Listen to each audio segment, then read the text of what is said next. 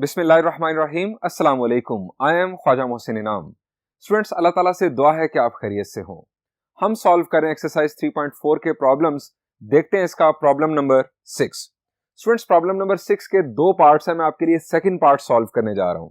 इसकी स्टेटमेंट है, a force is applied on a particle. ये फोर्स वेक्टर हमें गिवन है। A force is applied on a particle at this point, find the moment about this point. जो first part है वहां पर जो अबाउट पॉइंट है वो ओरिजिन गिवन है, यानी फाइंड मोमेंट अबाउट ओरिजिन। लेकिन सेकंड पार्ट में हमें ये पॉइंट गिवन है। स्टूडेंट्स, मोमेंट का फॉर्मूला क्या होता है? शाबाश। मोमेंट का फॉर्मूला होता है R cross F. F vector हमारे पास मौजूद है, आर यानी मोमेंट आर्म वेक्टर हमारे पास मौजूद नहीं है।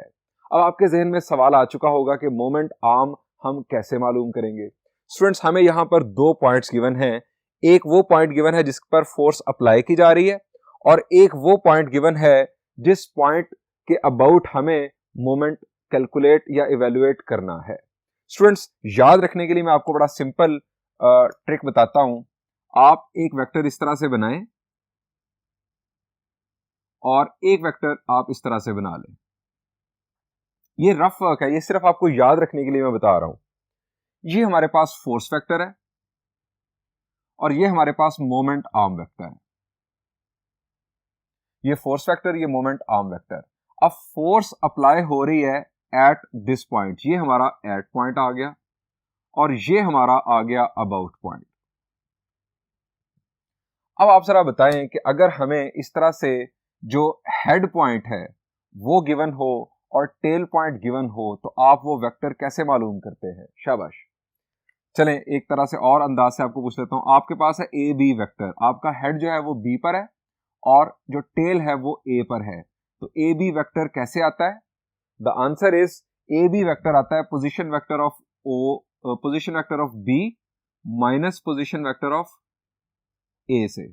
Position vector of head side minus position vector of tail side से आपके पास ए बी वेक्टर आएगा। यानी अगर आपको ये आर वेक्टर मालूम करना है, मोमेंट आर्म वेक्टर मालूम करना है, तो position vector of at point minus position vector of about point आपका आर वेक्टर आ जाएगा। तो स्टूडेंट्स, इसका सॉल्यूशन स्टार्ट करते हैं। हम यहां पर लिखेंगे for finding moment arm vector, that is to say R vector. अब आर वेक्टर आपने जुबानी याद रखना है, at minus about, at minus about. अब ये स्टूडेंट्स हमारा फोर्स हमारी इस पॉइंट पर अप्लाई हो रही है, इसका पोजीशन वेक्टर मैं लिखने जा रहा हूं।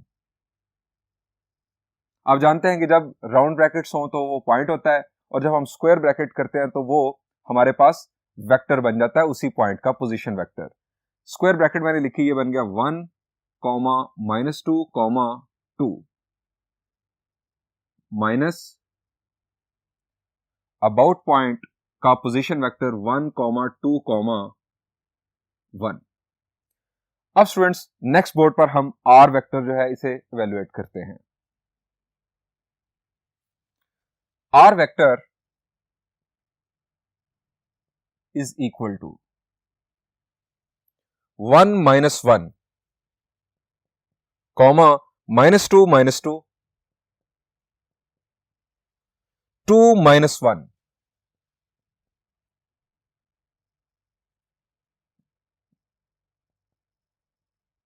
ये स्टूडेंट्स आ गया हमारे पास 0, -4 और 1। आप इसे लिख सकते हैं 0i -4j plus 1k, simply k। ये स्टूडेंट्स आ गया हमारे पास मोमेंट आर्म वेक्टर। अब हम फॉर्मूला यूज करते हैं, सिंस मोमेंट आर्म मोमेंट या टॉर्क वेक्टर जो है वो होता है आर क्रॉस एफ। अब आर क्रॉस एफ हमने मालूम करना है। आप जानते हैं कि क्रॉस प्रोडक्ट फाइंड आउट करने के लिए हमारे पास जो इजी टू रिमेंबर फार्मूला वो है डिटर्मिनेंट फार्मूला। सो हम डिटर्मिनेंट फार्मूला यूज करते हैं। फर्स्ट रो हमारी आई, J और K, R वेक्टर 0, -4 और 1, और उसके बाद F वेक्टर स्टूडेंट्स हमारे पास है 3, -2, 5। एक्सपैंड करते हैं फर्स्ट रो से,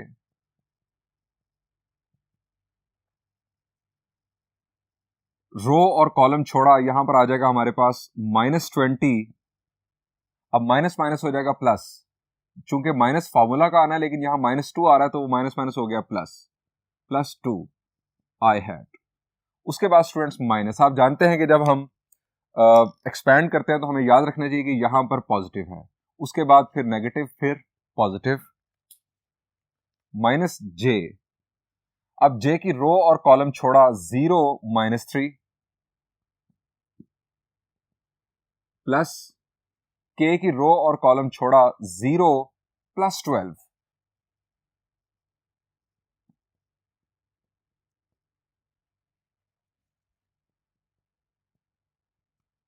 -20 +2 क्या होगा? शाबाश, इट इज -18i। यहां पर स्टूडेंट्स माइनस माइनस हो गया, +3j +12k। ये स्टूडेंट्स हमारे पास मोमेंट वेक्टर या टॉर्क वेक्टर आ चुका। अगर हमें इसका मैग्नीट्यूड फाइंड आउट करने के लिए कहा जाए तो आप जानते हैं कि हम इस वेक्टर का मैग्नीट्यूड मालूम कर सकते हैं। स्टूडेंट्स बढ़ते हैं नेक्स्ट प्रॉब्लम की जानिब, जो कि होगा फर्स्ट बोर्ड से। Students this is problem number 2। Students problem number 2 के अंदर आपको दो वेक्टर्स नजर आ रहे हैं। हमें कहा गया है कि show in 2 different ways that vector A and vector B are parallel. हमें 2 डिफरेंट वेज से ये शो करना है कि ये 2 वेक्टर्स आपस में पैरेलल हैं। स्टूडेंट्स पैरेलल वेक्टर्स की डेफिनेशन क्या होती है? शाबाश। 2 vectors are said to be parallel to each other if one is non-zero scalar multiple of the other। हमें चेक करना है कि क्या इन दोनों में से कोई एक वेक्टर किसी दूसरे वेक्टर का नॉन जीरो स्केलर मल्टीपल है। इसको चेक करना बहुत आसान। आप देखें कि क्या आप किसी एक वेक्टर में से कोई नंबर कॉमन निकाल कर कोई दूसरा वेक्टर बरामद कर सकते हैं? जरा देखें, फर्स्ट वेक्टर के अंदर हमें 3 कॉमन दिखाई दे रहा है। अगर मैं 3 कॉमन लूं तो यहां पर आ जाएगा 1, यहां पर आ जाएगा 2 और यहां पर आ जाएगा -3। यानी आपके पास ये रिलेशन बनेगा a is equal to 3 into b। जब आप 3 कॉमन लेंगे तो यहां से b बरामद होगा ब्रैकेट के अंदर से। a is scalar multiple of b। इसका मतलब है कि a और b आपस में पैरेलल हैं। अगर ये स्केलर पॉजिटिव नंबर हो तो इसका मतलब ये होता है कि ये पैरेलल इन सेम डायरेक्शन है, और अगर ये स्केलर नेगेटिव नंबर हो तो पैरेलल इन अपोजिट डायरेक्शन। और 3 ये शो कर रहा है कि a is 3 times of b। a का जो मैग्नीट्यूड है वो b के मैग्नीट्यूड से 3 टाइम्स है। यानी इतनी इंफॉर्मेशन हमें यहां से मिल रही है।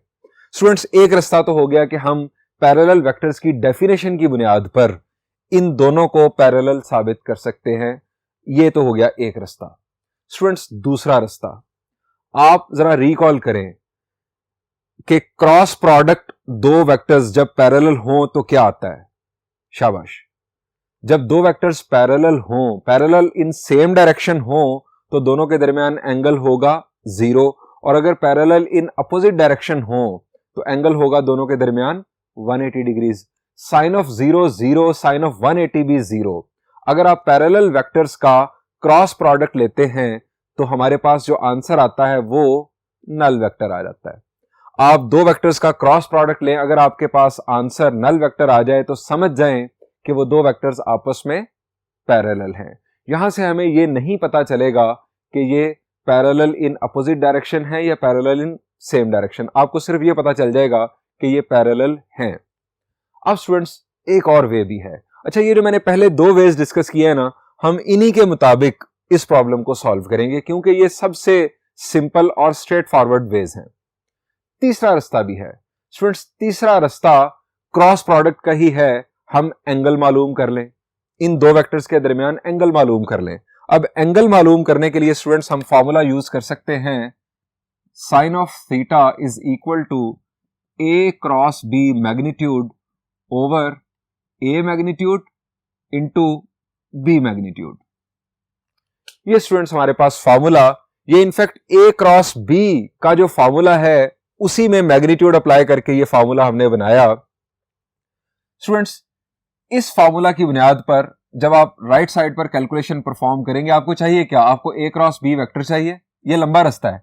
ए क्रॉस बी वेक्टर चाहिए, फिर आपको ए क्रॉस बी वेक्टर का मैग्नीट्यूड चाहिए, उसके अलावा आपको ए का मैग्नीट्यूड चाहिए, फिर बी का मैग्नीट्यूड चाहिए, फिर आप वैल्यूज पुट करेंगे, आपके पास साइन ऑफ थीटा की वैल्यू आएगी। आप इनवर्स साइन फंक्शन अप्लाई करेंगे, आपके पास एंगल आ जाएगा। एंगल आपके पास जो है वो 0 भी आ सकता है, 0 डिग्रीज भी, और 180 डिग्रीज भी। सो आपको पता चल जाएगा कि आपके ये दो वेक्टर्स पैरेलल हैं या नहीं। अब स्टूडेंट्स, एक चौथा रास्ता भी है, और वो है डॉट प्रोडक्ट की बेस पर। अगर जो वेक्टर्स हैं वो आपस में पैरेलल इन सेम डायरेक्शन हैं तो एंगल 0 होगा, और अगर अपोजिट डायरेक्शन में है तो एंगल 180 डिग्रीज होगा। डॉट प्रोडक्ट के लिए फॉर्मूला हमारे पास cosine theta is equal to, आप जानते हैं, A dot B over A magnitude into B magnitude. Students, इस फार्मूला को यूज करते हुए आप इन दो वेक्टर्स के दरमियान एंगल मालूम कर सकते हैं। एंगल को देखकर आपको पता चल जाएगा कि ये दो वेक्टर्स आपस में पैरेलल इन सेम डायरेक्शन हैं या पैरेलल इन अपोजिट डायरेक्शन में हैं। स्टूडेंट्स, ये 4 डिफरेंट वेज हैं जो आपकी बुक के मुताबिक हैं, जिनसे आप चेक कर सकते हैं कि दो वेक्टर्स आपस में पैरेलल हैं या नहीं। पहले 2 वेज बिल्कुल सिंपल हैं, हम उनके मुताबिक इस प्रॉब्लम का सॉल्यूशन करते हैं।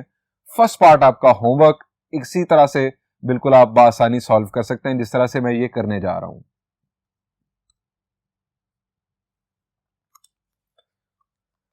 हम यहां लिखेंगे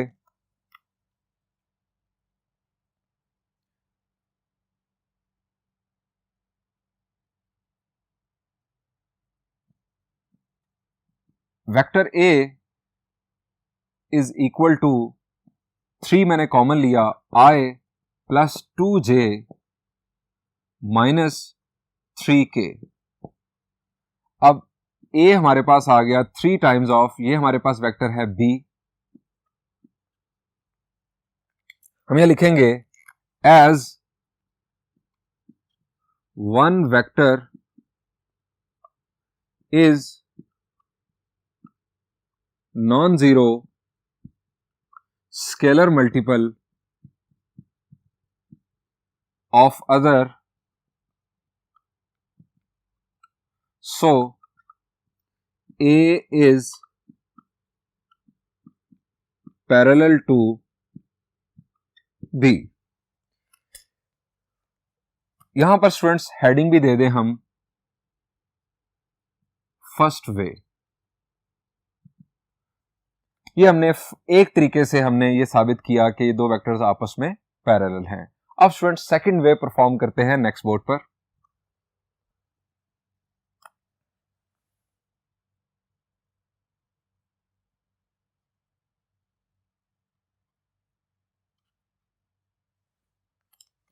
सेकंड वे में स्टूडेंट्स हम क्या करने जा रहे हैं, हम इन दोनों का क्रॉस प्रोडक्ट मालूम करते हैं।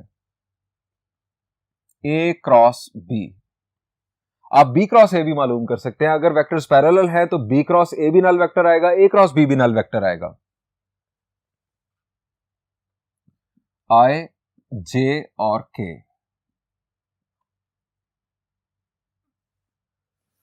Three six minus 9, 3 6 minus 9, 1 2 minus 3।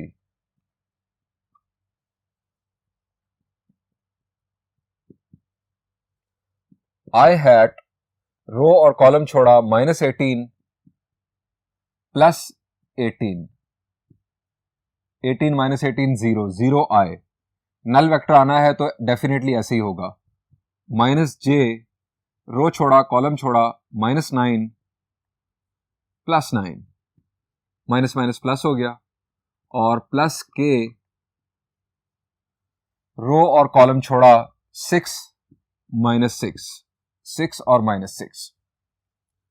A cross B is equal to 0 I 0j, आप -0j लिखे +0j कोई फर्क नहीं पड़ता, +0k, यानी A क्रॉस B हमारे पास आ गया नल वेक्टर। आप यहां लिखेंगे सो A एंड B मादर students are parallel to each other.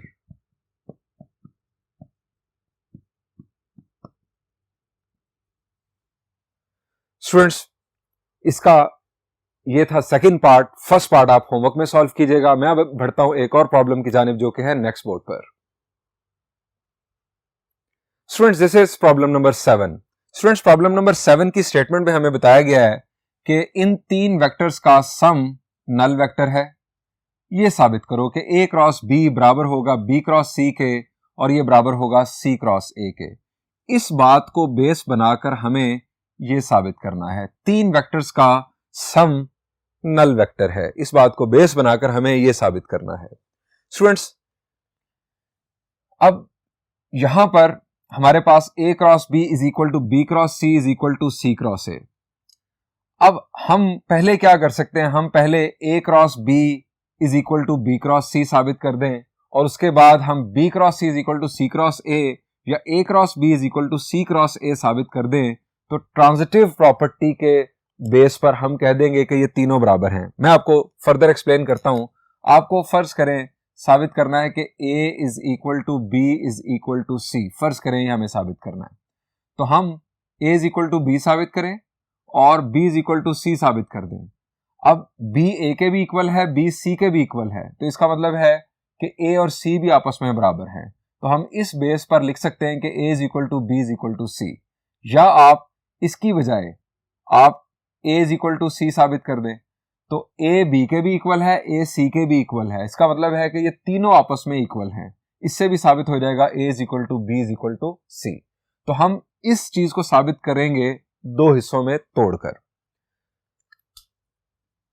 हमारे पास है गिवन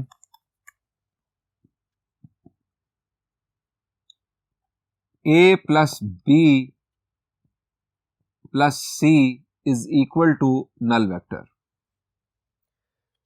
स्टूडेंट्स, हमारे पास यहां पर इसको फोकस कर लेते हैं। हमारे पास यहां पर नजर आ रहा है A क्रॉस B। अब A क्रॉस B मैं यहां पर बना सकता हूं अगर मैं क्रॉस प्रोडक्ट A के साथ करूं from left side, pre cross product करूं। मैं प्री क्रॉस प्रोडक्ट से मतलब कि मैं A लेफ्ट साइड पर लिखकर क्रॉस प्रोडक्ट परफॉर्म कर दूं। अगर मैं राइट साइड पर A लिखकर क्रॉस प्रोडक्ट परफॉर्म करूंगा तो ये पोस्ट क्रॉस प्रोडक्ट कहलाएगा।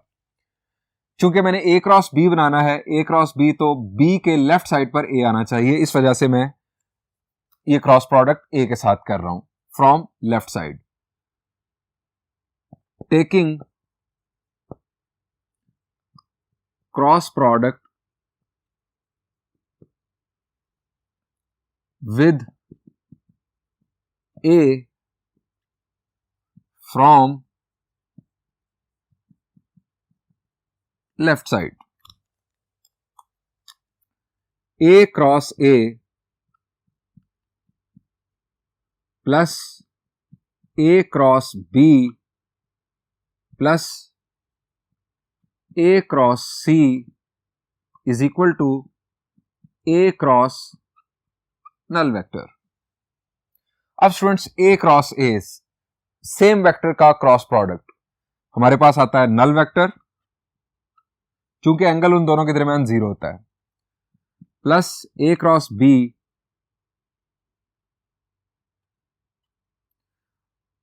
अब plus A cross C is equal to A cross null vector, ये भी नल वेक्टर।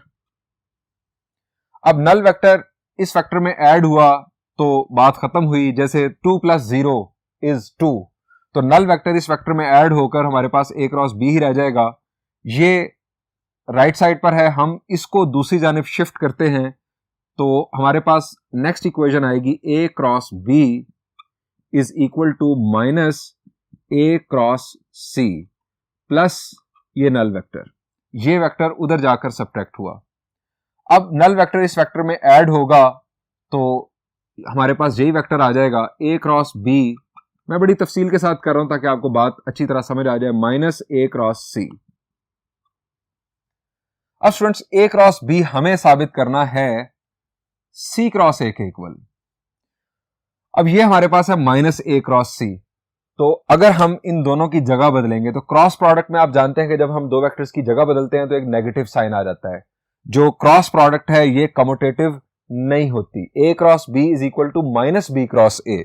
जगह बदलेंगे माइनस साइन आ जाएगा तो हमारे पास ये बन जाएगा C cross A, minus minus हो जाएगा प्लस। बढ़ते हैं नेक्स्ट बोर्ड पर। A cross B is equal to minus bracket में minus C cross A. Reason A cross C is equal to minus C cross A. अब students ये minus minus हो जाएगा plus A cross B is equal to C cross A. इसे students नाम दे दें 2 का। आप सोच रहे होंगे कि 1 किधर है, तो स्टूडेंट्स इसे 1 का नाम दे। इसको हमने रिकंसिडर करना है। अभी ए क्रॉस बी स्टूडेंट्स बराबर आ गया सी क्रॉस ए के। अब कंसिडर 1 अगेन।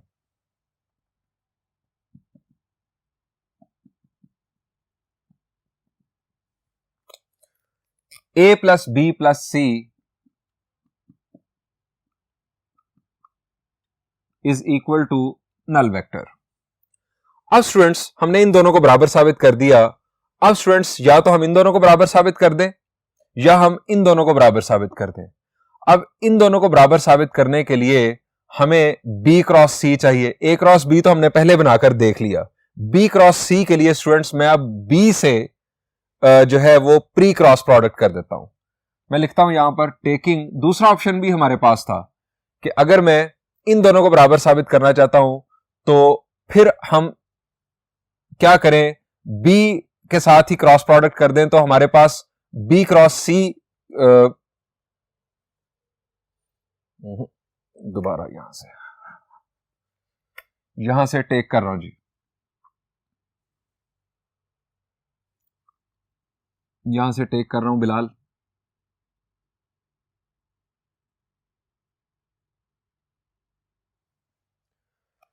स्टूडेंट्स हमने इन दोनों को बराबर साबित कर लिया। अब स्टूडेंट्स नेक्स्ट देखें b क्रॉस सी है। b क्रॉस सी बनाने के लिए मैं b के साथ क्रॉस प्रोडक्ट कर देता हूं। यहां पर बन जाएगा b क्रॉस सी।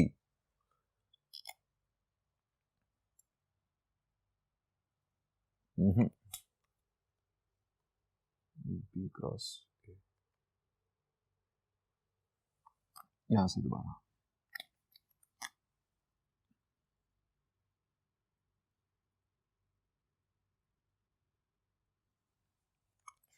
स्टूडेंट्स पहले हमने a क्रॉस b को फॉलो किया तो हमने a के साथ क्रॉस प्रोडक्ट किया। अब नेक्स्ट देखें ये है b क्रॉस c, तो b के साथ हम क्रॉस प्रोडक्ट कर देते हैं। हमें यहां पर मिल जाएगा b क्रॉस c। इसके अलावा हमें यहां पर मिलेगा b क्रॉस a, जिसको हम जगह बदलकर a क्रॉस b बना लेंगे। तो हम यहां पर क्रॉस प्रोडक्ट करते हैं taking cross product with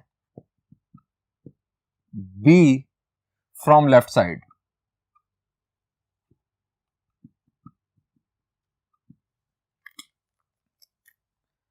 b cross a plus b cross b plus b cross c is equal to b cross null vector. अब b cross a as it is, b cross b इसको हम दूसरी जानिब भेज देते हैं। b cross b students आ जाएगा नल वेक्टर। ये आ गया b क्रॉस c, ये भी नल वेक्टर। अब ये माइनस b क्रॉस a। अब स्टूडेंट्स नल वेक्टर में ये वेक्टर ऐड हुआ तो b cross c as it is. Null vector में से ये वेक्टर सब्ट्रैक्ट हुआ तो ये माइनस b क्रॉस a। अब b क्रॉस c हमें बराबर साबित करना है a क्रॉस b के। इसकी जगह बदलेंगे minus minus a cross b। Reasoning आप साथ इसके लिख देंगे।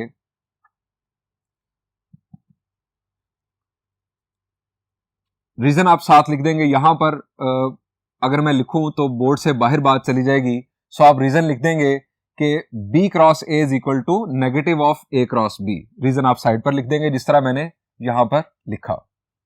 अब students B cross C is equal to A cross B. ये स्टूडेंट्स आ गई हमारे पास थर्ड इक्वेशन। स्टूडेंट्स सेकंड और थर्ड को देखें। ए क्रॉस बी, जरा समझिएगा ट्रांजिटिव प्रॉपर्टी।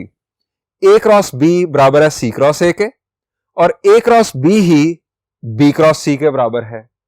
इसका मतलब यह हुआ कि तीनों आपस में बराबर हैं।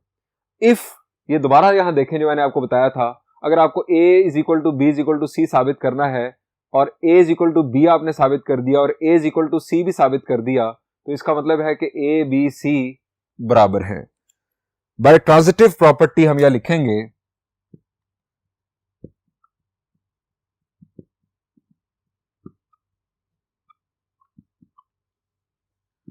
from 2 and 3 we have